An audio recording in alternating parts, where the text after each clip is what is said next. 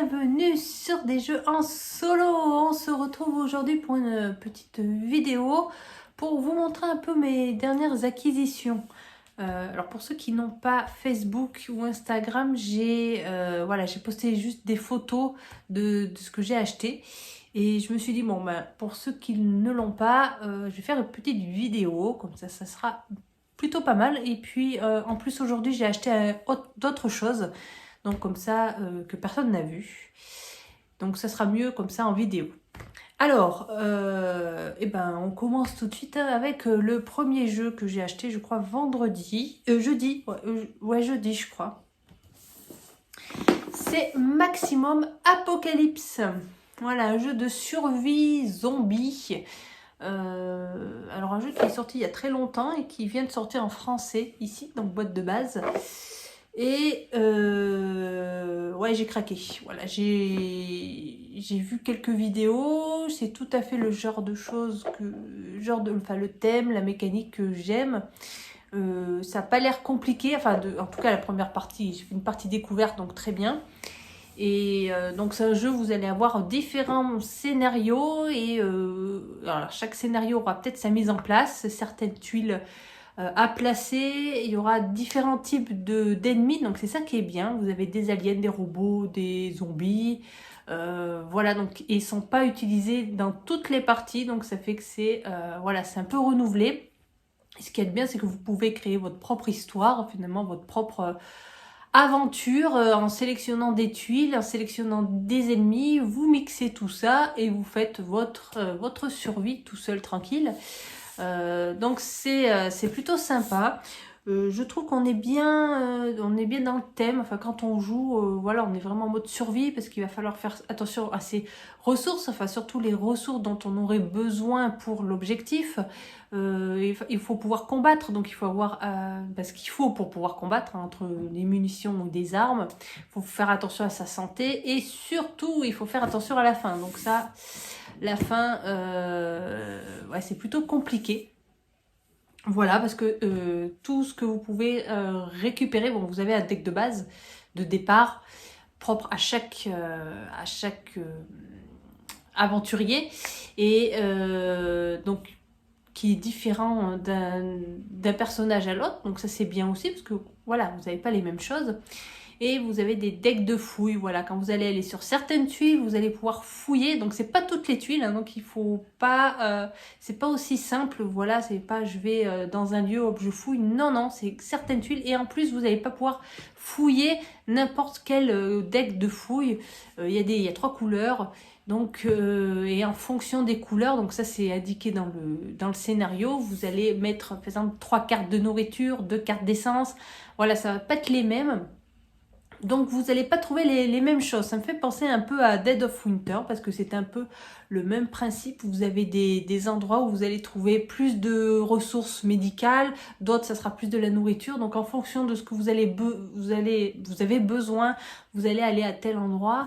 Donc voilà, donc c'est une vraie aventure apocalyptique là. Et non, enfin en tout cas je regrette pas mon achat. Voilà. Alors tous les jeux que je vous montre ici, ce sont des jeux que j'ai achetés grâce à mes avoirs que j'ai eu grâce à la vente de mes jeux. Donc je suis plutôt contente parce que comme ça m'évite de dépenser et je vide un peu mes étagères. Je fais des heureux et moi je suis heureuse parce que je peux m'acheter d'autres jeux encore mieux. Après ça va être très dur d'essayer d'enlever encore des jeux parce que là j'ai 1, 2, 3, 4, 5 nouveaux jeux qui pour le moment n'ont pas de place. Enfin j'ai pas eu le temps encore d'y réfléchir parce que je les ai achetés entre hier et aujourd'hui, donc du coup j'ai pas eu le temps de regarder, mais en tout cas il n'y a pas de casier vide, donc soit faut que j'en trie, faut que j'en enlève ou que j'en garde, j'en mette de côté, ou alors que j'essaie d'en vendre. Ça va être dur parce qu'à force de restreindre il me reste que des bons jeux, mais bon. Allez, trêve de bavardage, on va passer au suivant. Alors, suivant, c'est un jeu que j'attendais. Un jeu qui est connu pour ceux qui jouent aux jeux vidéo, puisque c'est à la base un jeu vidéo. Et là, il est transformé en jeu plateau. C'est Dorf Romantique. Voilà. Donc c'est un jeu uniquement de tuiles, construction, on va dire de ville, où c'est tout simple, vous allez avoir des objectifs qui vont être de construire des forêts, ou enfin d'élargir des forêts ou des villages avec un certain nombre de tuiles. Sur l'objectif, c'est simplement, vous avez un petit jeton, vous le retournez, vous avez un chiffre, ça va vous donner 6 par exemple, il va falloir placer 6 tuiles, bien sûr qui sont connectées en fonction de l'objectif. Si c'est un objectif de village par exemple, il faudra connecter toutes les tuiles village. Et il va falloir en avoir 6 pour pouvoir valider l'objectif. Voilà, après il y a un système de points. Vous allez aussi avoir un système de campagne qui va vous permettre de débloquer des boîtes. Vous avez 5 boîtes où il y a des... Alors j'avais juste regardé par curiosité, mais voilà, il y a des tuiles, puis la règle du jeu, je pense. Ça va débloquer d'autres objectifs, je pense, peut-être d'autres modes de jeu, ou en tout cas d'autres petites tuiles qui vont se rajouter, voilà. Mais ça, vous allez les débloquer en jouant au jeu. Voilà, donc ça c'est assez sympa. Donc ça j'ai hâte de le découvrir. Voilà, pour le moment les jeux je les ai juste testés pour voir comment ça fonctionnait, mais voilà, j'ai pas eu le temps encore puisque voilà, là c'est le week-end, donc je vais pouvoir prendre le temps de bien tous les découvrir. Donc c'est un jeu plutôt sympa pour ceux qui aiment les tuiles et qui aiment les tuiles. Voilà, parce que là les tuiles vous allez en avoir. Et c'est un jeu plutôt addictif parce que déjà chaque partie est unique. Vous n'allez jamais faire les mêmes parties et on prend toujours du plaisir à placer sa tuile d'une certaine façon pour essayer de marquer, d'optimiser, on va dire, voilà, ces tuiles. Voilà. Après, chacun ses goûts, c'est toujours pareil. Moi, je sais que c'est le genre de choses que j'aime bien. Donc. On passe ensuite, je vais y arriver, à Mycelia. Mycelia, c'est avec un dessin tout mignon sur les champignons. Alors, j'aime pas trop les champignons, à part les champignons de Paris. Après, je suis pas champignon, les vrais champignons. Mais bon, après là, les champignons, on n'y pense même pas. À vrai dire, ils sont sur les cartes, donc bon. Donc là, c'est un jeu vraiment très sympa. Voilà, j'ai fait ma partie découverte hier et j'ai craqué. Alors ça va être chaud parce que pour faire mon top à la fin de l'année, du jeu de l'année, ça va être très dur parce que j'ai plein de jeux. Ça va être dur de sélectionner 10 jeux, hein, franchement. Et surtout, ouais. Donc là, c'est un jeu où vous allez avoir votre plateau avec différents types de terrains. Voilà, le plateau comme ceci. Avec de l'eau, des feuilles, de la terre. Vous allez avoir des gouttes d'eau. Ces gouttes d'eau, il va falloir vous en débarrasser en les déplaçant sur votre plateau et en les emmenant vers un emplacement sur votre plateau exprès sur de vortex. Voilà, qui fait que vous pourrez enlever les gouttes après. Donc le but va être de se débarrasser de toutes ces gouttes de son plateau. Vous allez jouer contre un adversaire qui lui part avec comme nous, avec 20 gouttes sur son petit plateau. Il a des tuiles où il va y avoir ses propres actions qui vont lui faire... alors soit il y aura des actions pour nous aussi qui vont nous faire déplacer des gouttes, mais voilà, ça va lui en faire disparaître aussi. Donc il faut faire attention aussi parce que ça va très vite. Donc il faut bien optimiser ses déplacements.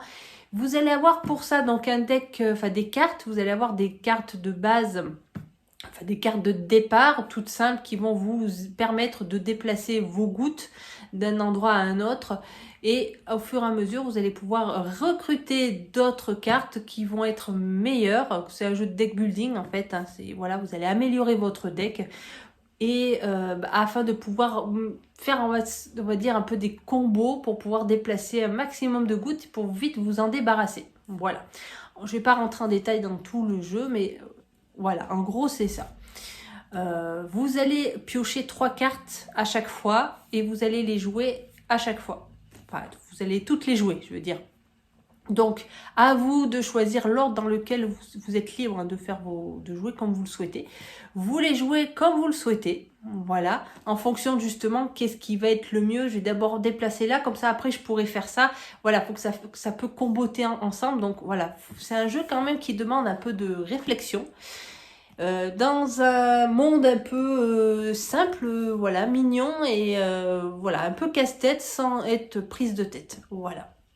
Enfin, en tout cas, moi, ça ça m'a plu tout de suite, cette petite réflexion qu'il y a à faire pour voilà, le déplacement. En plus, vous avez, les gouttes ne vont pas être placées au même endroit à chaque fois. Vous allez avoir vous avez des petits plateaux. Vous allez en sélectionner un. Et en fonction, donc ça va vous indiquer les emplacements de ces gouttes à placer sur votre plateau. Et donc c'est ça qui est bien, c'est qu'à chaque partie, vous allez piocher voilà, une petite plaquette et vous allez placer vos gouttes. Elles ne seront jamais au même endroit à chaque fois. Bon, après, il n'y a pas énormément, il n'y a pas un million non plus de plaques, hein, de plateaux, voilà. Mais moi, voilà, ça permet de rejouer, de refaire des parties qui ne se ressemblent pas trop, quoi. Donc c'est assez sympa, voilà.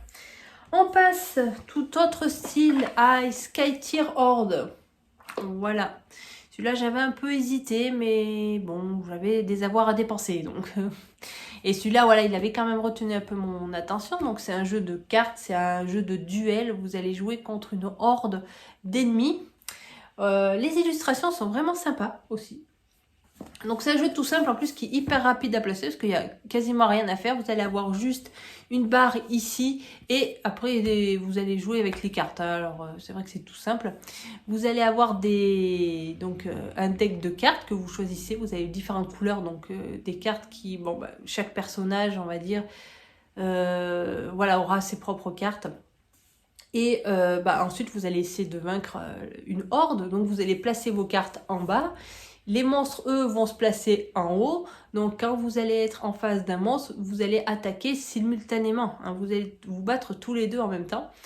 Vous allez avoir un château à protéger. Il va y avoir un portail à détruire. Un portail, qui dit portail, dit bien sûr, tout le monde sort par le portail. Donc voilà, il faudra taper le portail aussi. Vous allez avoir des boss, des personnages à combattre, voilà.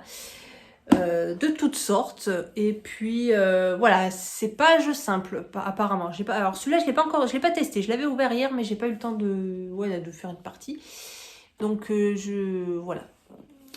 Donc pour ceux qui aiment les cartes, les jeux de cartes, les jeux de duel, donc voilà. Donc là, en plus, il y a plusieurs modes. Vous avez un mode solo coop et un mode compétitif où vous allez avoir un joueur qui va jouer la horde. Parce que sinon, en solo et coop, vous avez la horde qui va jouer toute seule. Voilà. Donc ça, c'est plutôt bien. Voilà. Donc ça a l'air... ceux qui aiment les cartes, moi j'adore qu'il n'y a que des cartes. Et on passe au dernier jeu que j'ai pris aujourd'hui. Parce qu'en fait, je suis allée chercher quelque chose. Et j'avais envie de prendre un autre jeu qui m'avait aussi arrêté l'attention. Donc voilà. Donc le dernier jeu, c'est... Je le renverse pas trop. Hein. Hamlet, parce que je l'ai trié et dedans, ça se balade. Donc Hamlet, pardon. Donc c'est vrai que c'est un peu dérangeant quand on voit le mot Hamlet, parce qu'on pense à Shakespeare, mais en anglais, ça veut dire hameau. Vous allez vous allez être dans un hameau, voilà, vous allez faire du commerce. C'est un jeu de gestion de ressources. Vous allez... après, je peux pas trop en parler, parce que c'est vrai que je l'ai regardé vite fait. Et pour voir si ça m'intéressait. Donc après, je peux pas vous rentrer en détail plus que ça. Mais ceux qui aiment la gestion de ressources, voilà, le commerce, vous allez vous déplacer, vous allez avoir des ânes, les ânes apparemment qui vont vous aider à vous déplacer de tuile en tuile. Vous allez, alors oui, il y a des tuiles, donc c'est représenté par des tuiles. Voilà, le village, vous allez poser des tuiles. Alors, il y a des tuiles qui auront des chemins, mais il y aura d'autres qui n'en auront pas. Et pour pouvoir aller d'une tuile à une autre, il va falloir construire un pont. Donc, vous avez des petits ponts. Donc, vous avez des ânes, vous avez des meeples, vous avez d'autres jetons qui servent pour, quand vous faites du commerce, pour les ressources. Voilà.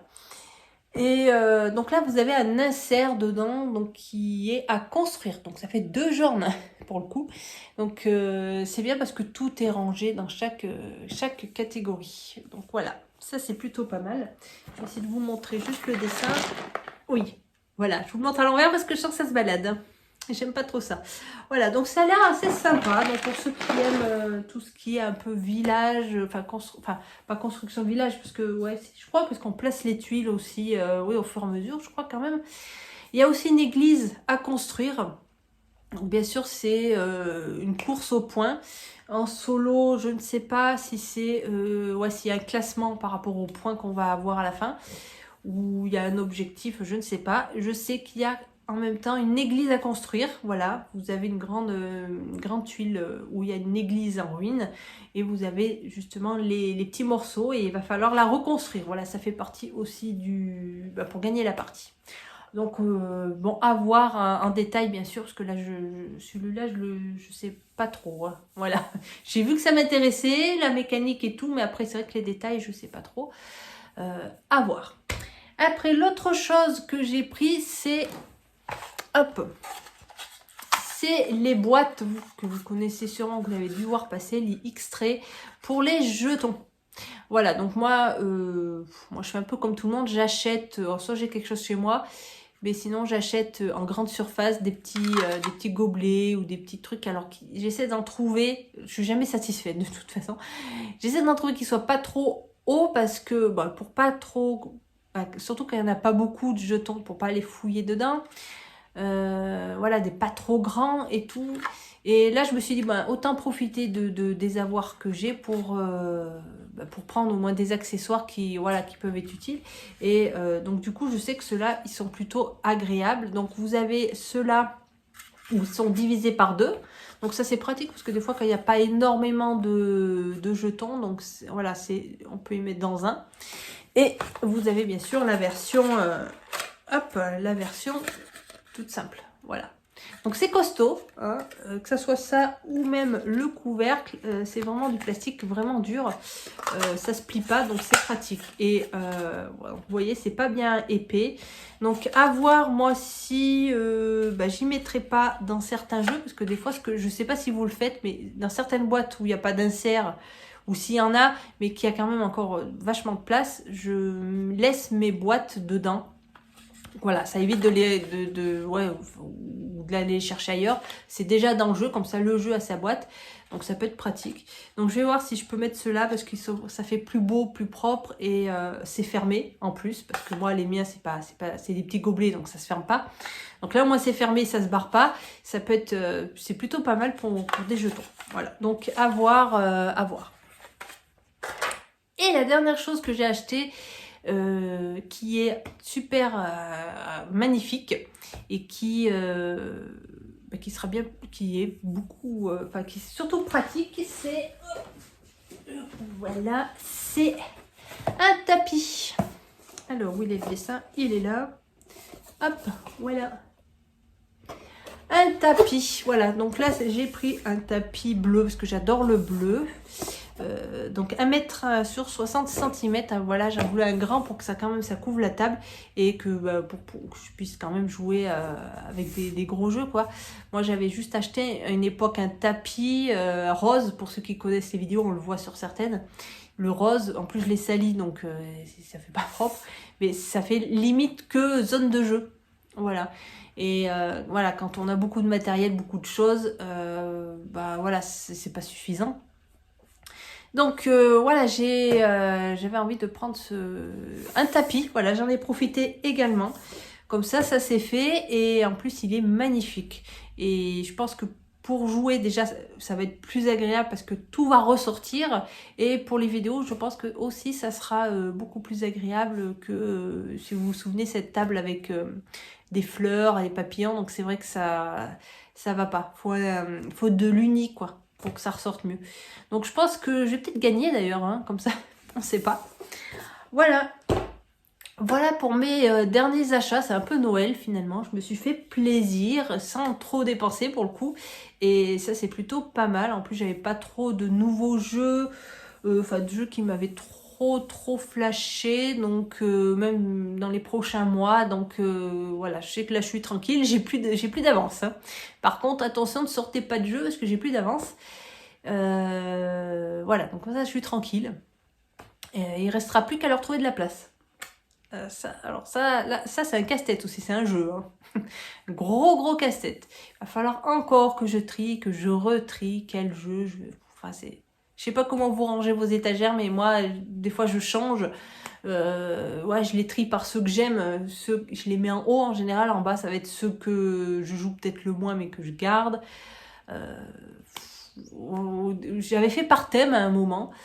Mais ouais, non, c'est compliqué. C'est très compliqué. Donc là, il va falloir que je trouve de la place. Surtout que j'adore ces jeux. Donc il faut que je les mette à un endroit accessible, à ma hauteur. Voilà. En général, ceux que j'aime bien, je les mets à ma hauteur, en fait. Voilà. Enfin voilà, je vais réfléchir. Je vais bien trouver un endroit. Écoutez. Voilà, bah écoutez, je vais vous laisser là. Je vous souhaite à tous une excellente journée, un excellent week-end. Et puis on se dit à bientôt pour une prochaine vidéo. Salut les amis!